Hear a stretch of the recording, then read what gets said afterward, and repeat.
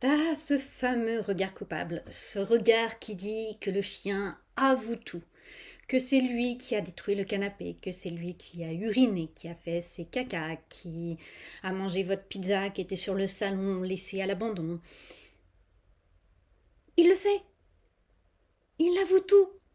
En réalité, c'est beaucoup plus complexe que ça. Déjà, pour qu'il le sache, il faut qu'il l'ait appris. Pour apprendre, il a besoin que le message soit adapté pour lui. Oui, parce que les chiens ne perçoivent pas les choses comme nous humains. Ce sont des chiens et non des humains. D'un point de vue physiologique, ils ont une meilleure audition, ils ont une vue différente, ils sont myopes, ils ne voient pas bien les contours des objets, ils voient les couleurs, mais pas toutes. Ils n'ont la possibilité que de voir très bien le bleu et certaines couleurs, type jaune, marron, pas tout ce qui est dans le spectre du rouge. Une balle de tennis jaune dans de l'herbe verte, il peut très bien passer à côté parce qu'il ne la voit pas. Ensuite, il va y avoir les apprentissages. Est-ce que votre chien a appris que laisser la pizza qui est sur le salon, c'est bénéfique, c'est intéressant. Les chiens sont opportunistes. Ils vont voir une situation intéressante pour eux, ils vont la saisir. Est-ce que votre chien, s'il a détruit le canapé, est-ce qu'il s'ennuie? Est-ce qu'il est anxieux et que c'est pour lui un moyen d'extérioriser son anxiété, de pouvoir évacuer ses émotions?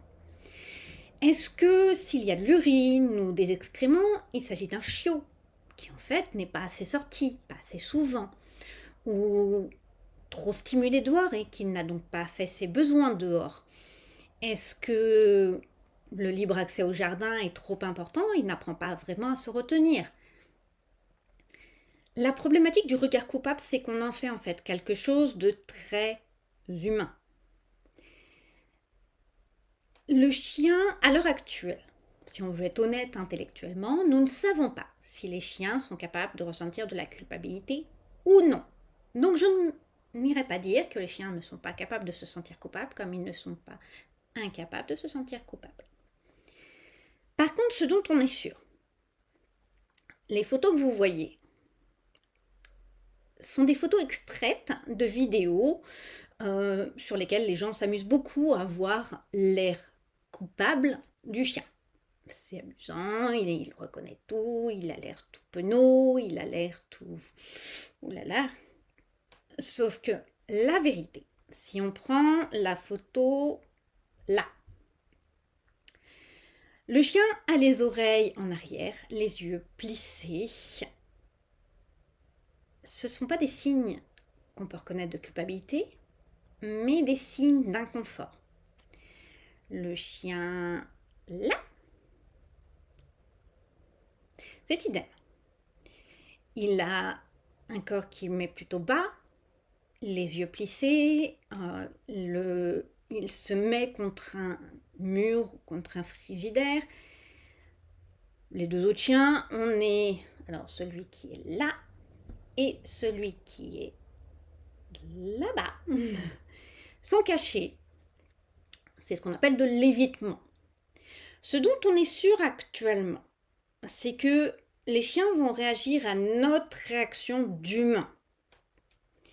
Ils ne réagissent pas par rapport à quelque chose qui est mauvais comme comportement. Ils ne réagissent pas par rapport à une moralité telle que les humains la perçoivent. Ils réagissent par rapport à notre attitude. C'est en fait un apprentissage. Si le chien détruit sans arrêt le sopalin, qui l'éparpille, le papier de toilette, partout, vous n'êtes jamais énervé à cause de ça. En fait, c'est rigolo. Et après, il va potentiellement peut-être recommencer, sauf s'il s'agissait d'attirer votre attention ou s'il y avait une autre volonté. Mais si c'est juste parce que c'est amusant, il peut recommencer sans être gêné. J'ai rencontré maints chiots qui finissent par faire leurs besoins derrière un meuble, sous un meuble où ça ne va pas se voir, ou par manger leurs excréments. Mais ils ne font pas que manger leurs propres excréments. en fait, ils vont aussi manger les excréments d'un point de vue général. Un chien, pour que vraiment il fasse l'association, il a besoin que ce soit immédiat. S'il lève la tête et qu'il regarde une mouche, alors même s'il vient juste de finir sa bêtise, en fait, au moment où vous intervenez, lui, il regarde une mouche, et après, il va regarder ce que vous montrez. Si vous ne montrez pas, il va juste pas comprendre pourquoi vous êtes énervé. Mais il va considérer, ok, ça énerve mon humain. Donc à l'avenir, il va falloir que je fasse attention quand cette chose est présente de cette façon-là, pour pas que mon humain soit énervé. Très souvent dans ces vidéos, ce qu'on voit, ce sont des comportements d'évitement, des comportements d'inconfort, des signes qui montrent que le chien refuse la confrontation avec l'humain. Avant de se dire « il avoue tout », essayons déjà de comprendre pourquoi il y a eu ce que les humains appellent une bêtise, qui est un mot, oui, je lève les yeux parce que ça relève d'une moralité, donc d'un anthropomorphisme inapproprié dans ce contexte. Un anthropomorphisme que je considérerais approprié va être il y a eu une émotion particulière, il y a eu un antécédent, il y a eu un contexte. Donc, au lieu de réprimander, est-ce que je vais essayer de comprendre ce qui a amené mon chien à faire ça?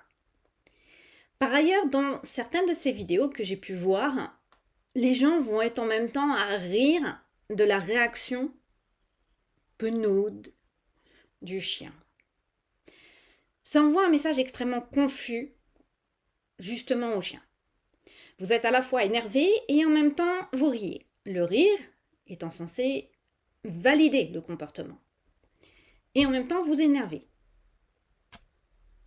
Donc vous êtes à montrer deux signes contradictoires que le chien ne peut pas comprendre. Bien garder à l'esprit qu'à l'heure actuelle, nous ne sommes pas en mesure de considérer que le chien puisse ressentir de la culpabilité. Non. Par contre, ce dont on est sûr, c'est que ce qu'il montre, c'est un évitement de conflit, un refus de la confrontation. Quand vous pointez en plus quelque chose que vous considérez une erreur, ce n'est pas parce qu'il se montre penaud que c'est forcément lui qui a fait. C'est juste qu'il réagit à votre réaction.